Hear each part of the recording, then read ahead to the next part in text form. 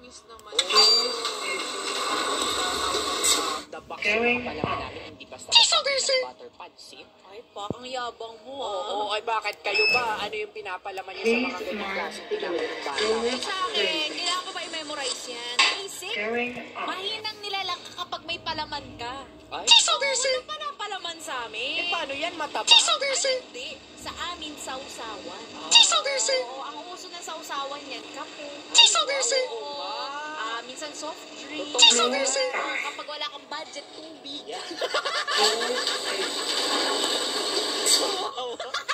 Uy, totoo ba? Tubig sa sausawan, diba? Tapos pag kinain mo, syempre walang lasa yun. Ano ka nakain yung tinapay o suka?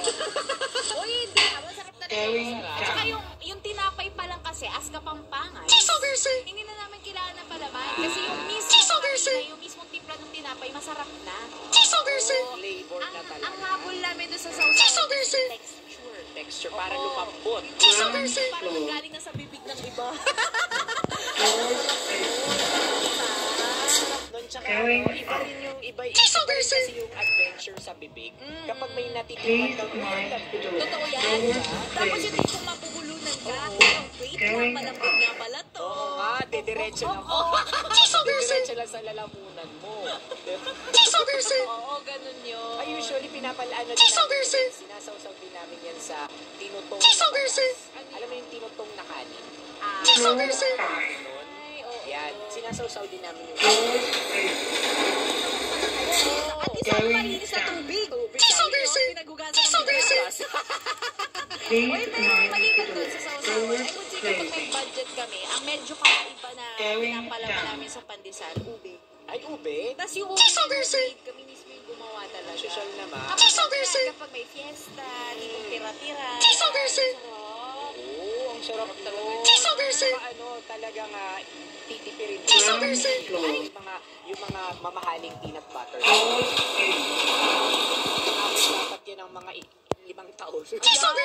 Tapos, Rin talaga totoo yung yan. manipis lang yung pagkakapahin mo sa tinapay. Totoo yan. Tapos itong peanut butter na to, special to. Yan. Kasi mas marami yung mantika kaysa sa mismo peanut butter. Totoo. Diba? Kasi pangit yun. Yung peanut butter na na chunky, na creamy yun. Yung mabibili mo sa grocery. Ayaw natin ng ganun. Tapos kapag puno ng oil, tapos ibubuhos mo.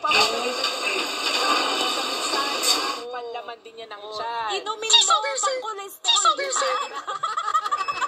Kaya sa bahay, pala-pala kami high blood. Ayun, totoo. Ay, mga kabisyo kayo ba? Anong hilig nyo ipalaman sa pandesal? Oo, diba? Yung iba, hotdog. Diba?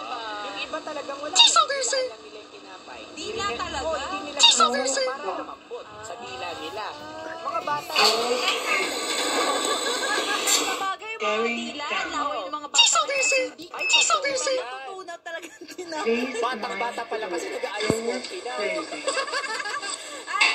Ay, mga kabisyo, mga kasama nyo pa kami hanggang mamaya alas 6 ng gabi para mag-usap sa ating kabataan at Nakalipas. probinsya.